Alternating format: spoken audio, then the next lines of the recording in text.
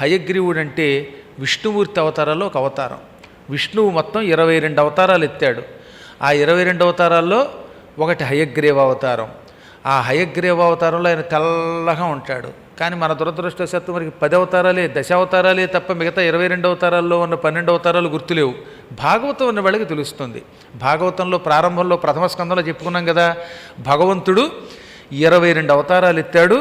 అందులో 21 అంశ అవతారాలు. ఒక్క అవతారం 22వ అవతారం శ్రీకృష్ణ అవతారం ఒకటే పరిపూర్ణ అవతారం.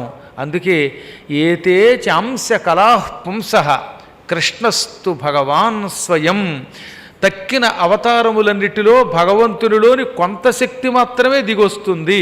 కానీ కృష్ణుడు అలా కాదు, పూర్తిగా భగవంతుడే దిగొచ్చాడు. అందుకే అది పరిపూర్ణ అవతారం.